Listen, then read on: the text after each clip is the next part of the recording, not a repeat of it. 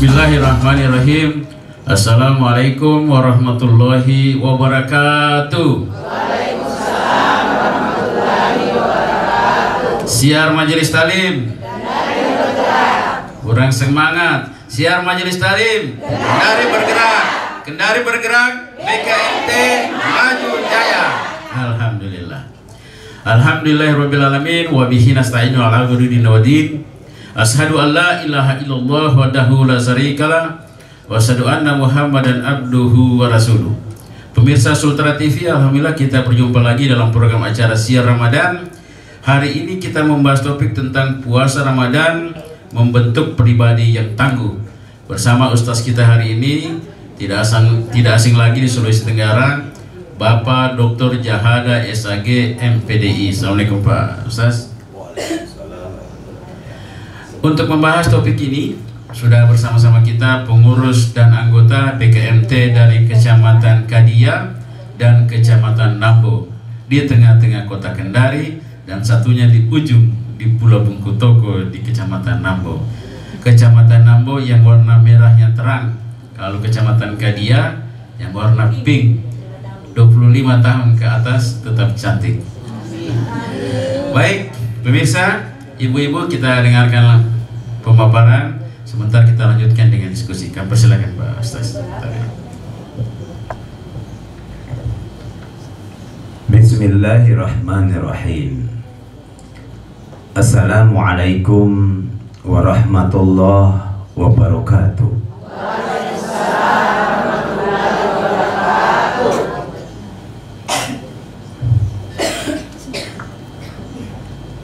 Disuruh berdiri. Alhamdulillahi qail, wassalatu wassalamu ala asrafil anbiya'i wal mursalin Sayyidina Muhammadin wa ala alihi wa sahbihi ajma'in, amma ba'd. Ibu-ibu majelis ta'lim yang dicintai suaminya, dicintai anak-anaknya, cucu-cucunya, cicitnya, tetangganya, masyarakat, bangsa dan negara, dan tentunya pasti dicintai Allah dan Rasulnya. Ibu-ibu pengurus majelis ta'lim yang saya hormati dan saya muliakan, pada kesempatan syiar majelis ta'lim hari ini oleh pengurus memberikan topik pada saya, puasa Ramadan membentuk pribadi yang tangguh. Puasa Ramadan adalah merupakan bagian terpenting dari ajaran Islam yang ditetapkan oleh Allah. Dia bukan sekedar kewajiban, tetapi merupakan bagian dari kehidupan. Sebab puasa Ramadan secara historis pernah dilakukan oleh umat-umat terdahulu.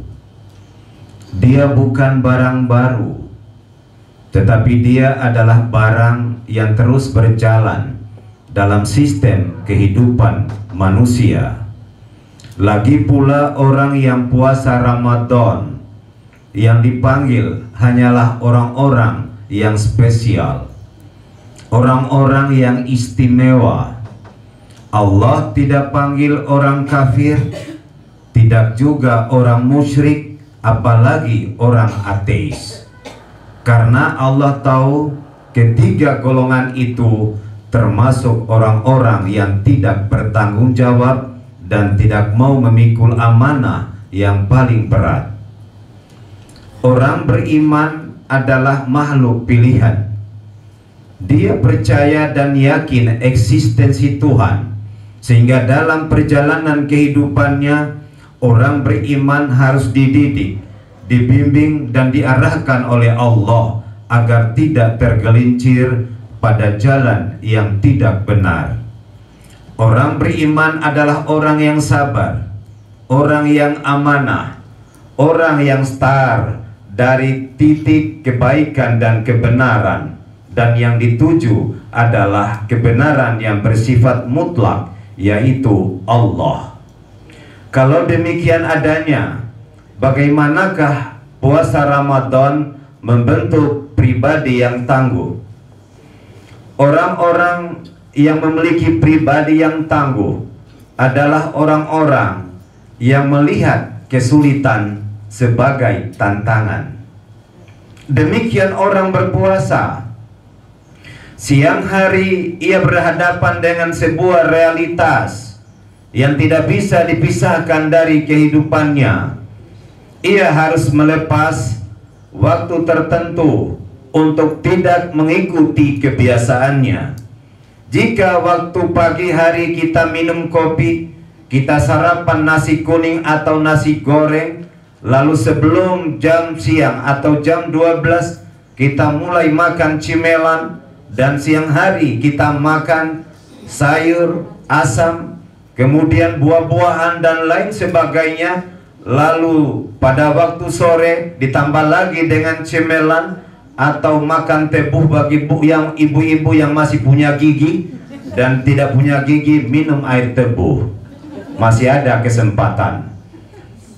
Itu merupakan tantangan yang amat berat, yang amat besar, yang tidak bisa dilakukan oleh selain orang yang beriman. Karena itu merupakan kesulitan, tetapi karena kesulitan dia tantang. Bahwa kesulitan yang ada, jawabannya adalah kemudahan. Karena kata Allah, sesudah ada kesulitan, ada kemudahan. Itulah orang yang tangguh. Sebenarnya kalau kita perhatikan kehidupan kita dibandingkan dengan umat Islam yang ada di Timur Tengah, mungkin kita lebih tangguh daripada mereka. Mengapa lebih tangguh?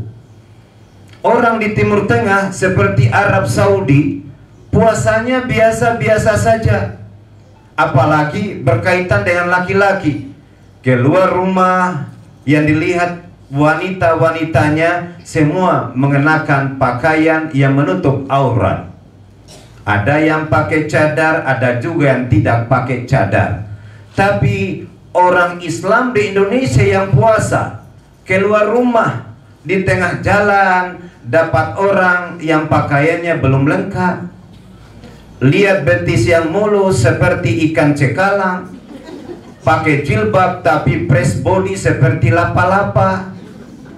Lalu di jalan-jalan kita jumpai banyak makanan, banyak onde-onde, biga-biga, dan seluruh jenis-jenis makanan. Tapi Arab Saudi tidak dilihat makanan. Makanan muncul di saat buka puasa. Tantangannya amat besar dibandingkan kita. Di sana kalau kita keluar rumah, ya mungkin ada kondisi panas, kondisi sejuk. Tetapi di Indonesia kadang-kadang kita dapatkan cuaca ekstrim atau cuaca yang kita kenal dengan perubahan iklim yang tidak jelas. Justru itu kita dihadapkan dengan banyak tantangan, apalagi kehidupan modern ini. Tantangan yang dihadapi oleh umat Islam yang puasa itu sangat besar. Saya kemarin menyesal pergi ke pasar. Harga-harga pada naik. Pantas istri-istri mulai murung-murung dan mulai sedikit terjadi clash dengan suaminya. Suami tidak mengerti harga barang sudah naik, sementara pemberian untuk istri belanja di pasar semakin menipis. Itu juga masalah. Tetapi bagi orang yang puasa, yang beriman kepada Allah, biasa-biasa saja. Biasa-biasa saja. Karena kalau seperti saya, tugas pokok mengajar, alhamdulillah ada gaji. Tapi ada tugas tambahan. Apa tugas tambahan saya? Yaitu jual bibir. Ceramah. Namanya jual bibir dalam tanda kutip. Untung ada tugas tambahan. Kalau tidak, porak-poranda di dapur. Bisa hanya makan nasi dan ikan yang sudah layu. Sulit kita beli ikan yang segar. Ikan segar sekarang harganya minta ampun. sama dengan kita berdiri di pinggir penjual emas. Itu tantangan yang dihadapi. Apalagi problematik kehidupan yang terjadi saat ini. Modernisasi, globalisasi mengharuskan kita selalu beradaptasi, tapi harus penuh dengan keseimbangan. Orang-orang yang tidak mampu untuk memberikan jawaban terhadap problematik kehidupan, maka dia akan tersingkir dan tersungkur. Walaupun di sana sini kita dilarang untuk datang majelis ta'lim, kita tetap melakukan tindakan itu. Karena mengapa? Kita tahu apa manfaat dan fungsinya datang ke majelis ta'lim. Sebab perubahan ini terus terjadi. Nilai-nilai religiusitas jangan kita pernah pinggirkan. Jangan hanya kejar materi, padahal materi pasti meninggalkan kita. Lupakan akhirat, akhirat akan datang menyapa kita. Apalagi usia kita, surat usia di atas 50 tahun. Batas kota ini sudah dekat. Ibarat lampu, kita ini tinggal 5 watt, bukan lagi 50 watt.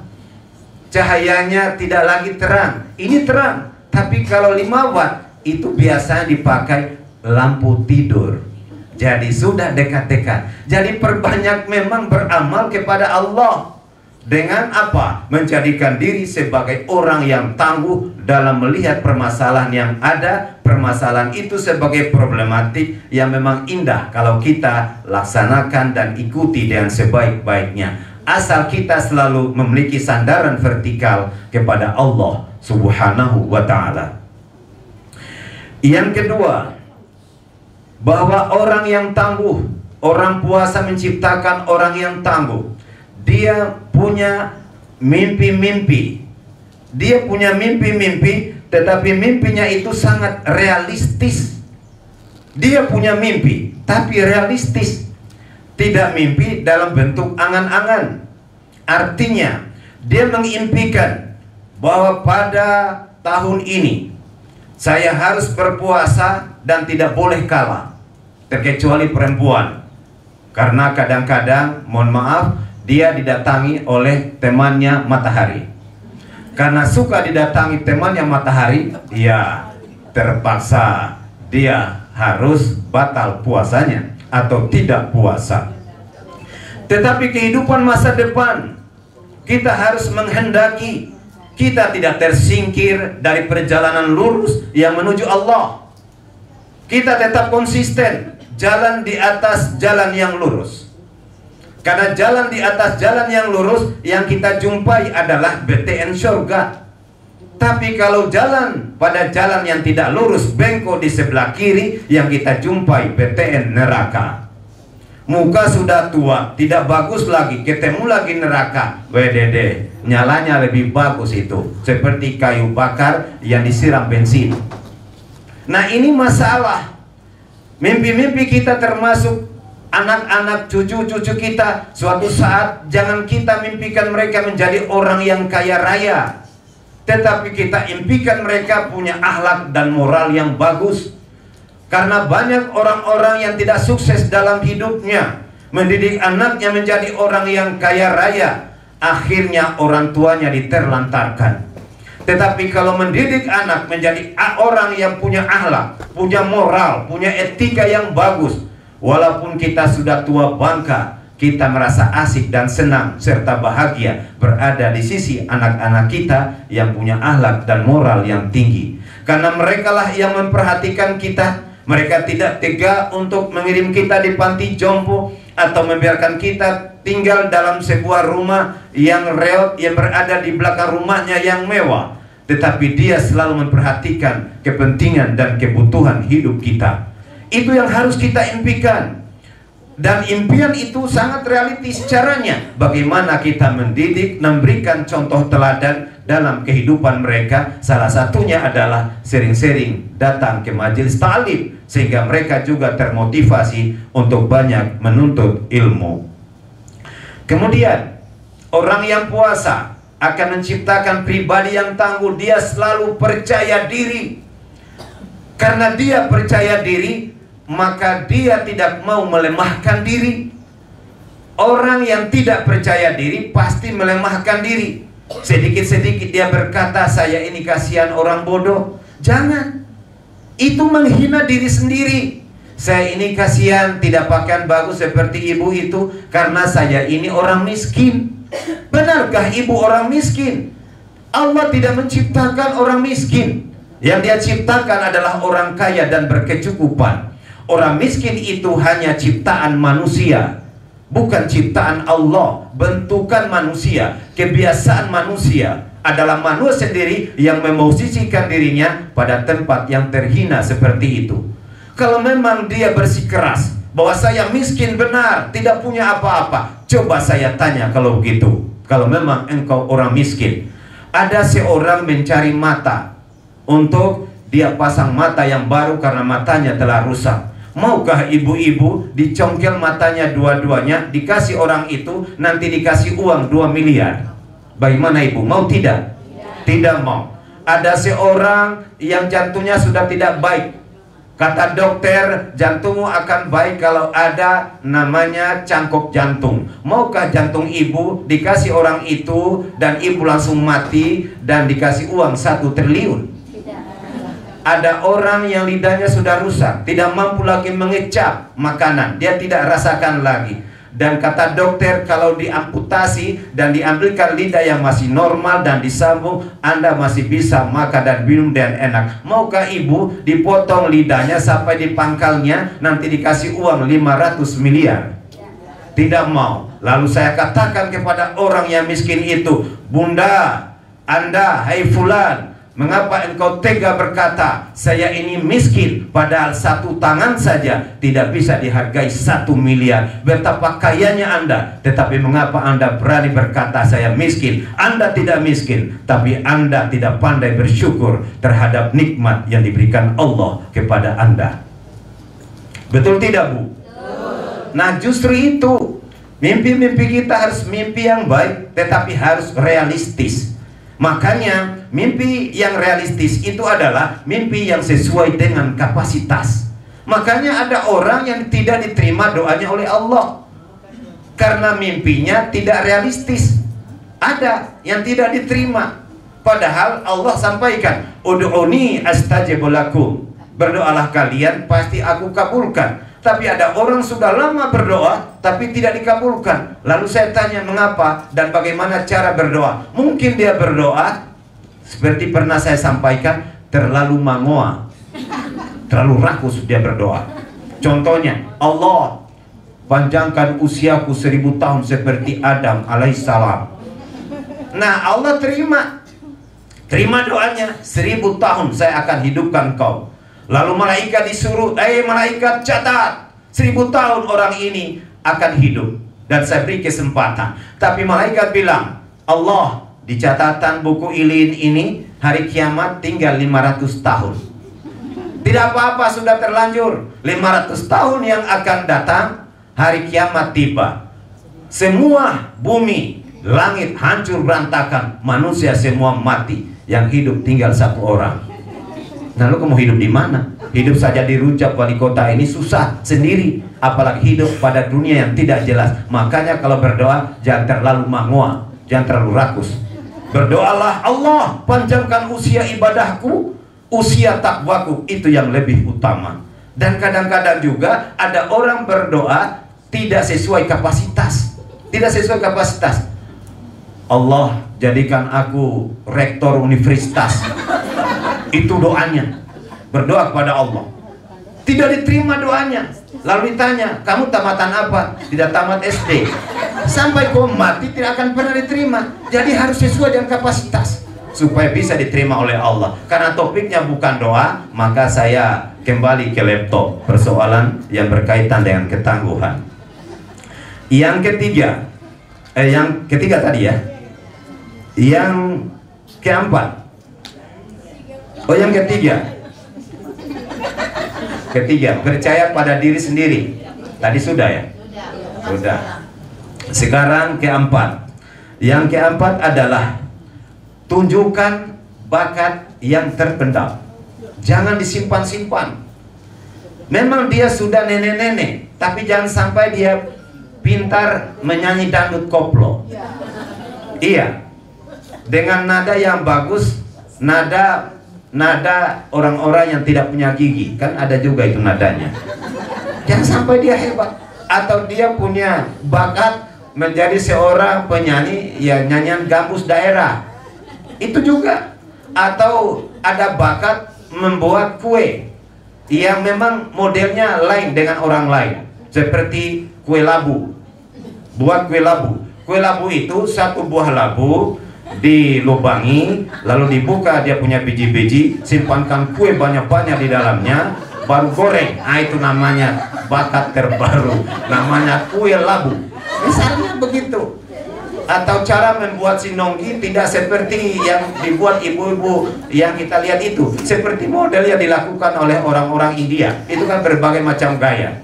Ada juga buat kue, tekniknya ya bahannya sama, tapi tekniknya beda. Ya, ada kue dibuat supaya lepes, disimpan di ketiak, baru dicepit. Nah, itu kan bakat yang terpendam. Dan sampai ada bakat yang terpendam pada ibu-ibu. Jadi orang yang tangguh adalah orang yang suka memperlihatkan bagaimana bakatnya itu yang terpendam, dia keluarkan. Jangan dibiarkan. Dia sebuah inovasi. Ada juga sebuah inovasi. Atau seperti buat kue apalagi itu, jangan lagi digulung pakai kayu-kayu. Mungkin bisa kita baring sambil guling-guling diri supaya lepes. Itu kan bisa juga, bungkus diri seperti katakan, itu unik, itu bakat juga, kehebatan.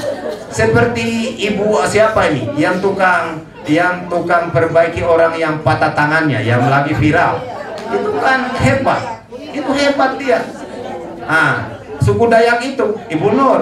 Jadi kalau ada ibu-ibu yang punya kemampuan mungkin hanya ludahi mukanya orang langsung sembuh penyakit dalamnya, itu juga bisa. Tapi teknik meludahnya ya bagaimana caranya, pakai pipet kah atau dihambur pakai apa, pokoknya itu namanya bakat yang terpendam. Dan yang terakhir, dengan Ramadan ya, dengan Ramadan, bulan Ramadan atau puasa Ramadan akan menciptakan orang tangguh. Dia mengerti, dia paham tentang pentingnya kesehatan. Jangan pernah takut dengan sakit. Orang puasa itu sehat seluruhnya, sehat pikiran, sehat jasmani, sehat rohani. Karena Allah sudah programkan bahwa orang beriman kalau dia berpuasa pasti dia lakukan dengan sungguh-sungguh. Maka Allah tidak akan mungkin perintahkan sebuah perbuatan yang berat kalau itu tidak punya manfaat yang tinggi. Bagaikan jualan yang ada di hipermart, di situ kan macam-macam. Sama juga bulan Ramadan, macam-macam Allah sediakan. Engkau belanja apa? Ada rak puasa, ada rak zakat, rak infak sedekah, rak baca Quran. Tinggal pilih, beli 2 dapat 3, lebih 300 dapat apa disebut dengan voucher. Maka jangan pernah sia-siakan bulan Ramadan, karena akan menciptakan pribadi kita menjadi pribadi yang tangguh. Billahi taufiq wal hidayah. Wassalamualaikum warahmatullahi wabarakatuh. Waalaikumsalam warahmatullahi wabarakatuh. Makasih banyak Pak Ustaz sebagai pengantar pengajian kita pada hari ini. Ibu-ibu dapat ilmu, Bu? Dapat ilmu? Iya, dan kita ketawa tadi itu pasti yang punya video itu yang bikin kue gitu ya. Saya juga ada video saya seperti itu. Tapi orang India ya, orang Indonesia Kendari enggak ada tak? Kalau ada, boy, kita tidak bisa beli yang begitu. Baik pemirsa, jangan kemana-mana, kami akan kembali setelah pesan-pesan berikut ini.